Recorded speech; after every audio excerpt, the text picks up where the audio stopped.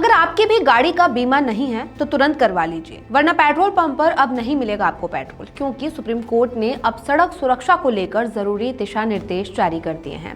और इन रूल्स के बाद जिन गाड़ियों का इंश्योरेंस नहीं होगा उन्हें पेट्रोल पंप पर एंट्री भी नहीं मिलेगी।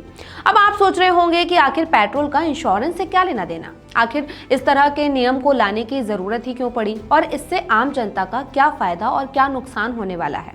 चलिए आपको विस्तार से बताते हैं कोर्ट के नए नियमों के बारे में और आपको कैसे इन रूल्स को फॉलो करना है वो भी समझ लीजिए। नमस्कार, मैं हूं दीक्षा मीना और आप देख रहे हैं मनी मंच। दरअसल कोर्ट ने केंद्र सरकार को निर्देश दिया है कि एक ऐसा पायलट प्रोजेक्ट बनाया जाए जिसमें बिना वैलिड थर्ड पार्टी इंश्योरेंस वाली गाड़ियों को पेट्रोल और डीजल ही ना दिया जाए। मतलब सीधा कनेक्शन बीमा नहीं तो ईंधन नहीं।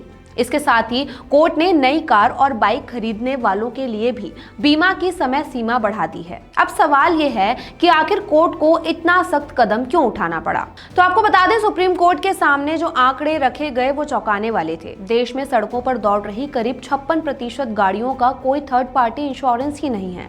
और जब ऐसे वाहनों से एक्सीडेंट होता है तो पीड़ित परिवारों को मुआवजा मिलने में सालों लग जाते हैं। स्टैंडिंग कमेटी ऑन फाइनेंस की रिपोर्ट में भी यही बात सामने आई थी। इसी को रोकने के लिए जस्टिस संजय करोल और जस्टिस प्रशांत कुमार मिश्रा की बेंच ने कहा है कि अब लापरवाही नहीं चलेगी। कोर्ट का आदेश है कि पेट्रोल पंपों को सीधे इंश्योरेंस डेटा से जोड़ा जाए। अगर पंप पर आपकी गाड़ी का नंबर डालते ही पता चला कि बीमा एक्सपायर है तो वहां आपको फ्यूल देने से मना किया जा सकता है जब तक आप नया बीमा नहीं कराएंगे। ध्यान रहे कि मोटर व्हीकल्स एक्ट की धारा 186 के तहत थर्ड पार्टी इंश्योरेंस अनिवार्य है, लेकिन इसका पालन नहीं हो रहा है। कोर्ट का मानना है कि ईंधन आपूर्ति को बीमा की वैधता से जोड़ने से वाहन मालिक समय पर पॉलिसी का नवीनीकरण करवाएंगे और दुर्घटना पीड़ितों को मुआवजा मिलने की प्रक्रिया प्रभावी हो सकेगी। बेंच ने यह भी देखा कि गाड़ी की जांच के दौरान इंश्योरेंस की स्थिति की पुष्टि करने के लिए पुलिस के पास कोई एक ऐसा सिस्टम भी नहीं है। कोर्ट ने निर्देश दिया है कि राज्य पुलिस को ऐसे हैंडहेल्ड डिवाइस या मोबाइल ऐप दिए जाएं जो इंश्योरेंस इंफॉर्मेशन ब्यूरो और VAHAN वाहन पोर्टल से जुड़े हों, ताकि अनिवार्य इंश्योरेंस नियमों का पालन सुनिश्चित करने के लिए तुरंत जांच की जा सके। इसके अलावा कोर्ट ने IRDAI को निर्देश दिया है कि वो निजी गाड़ी मालिकों को अलग अलग तरह के पॉलिसी विकल्प दे।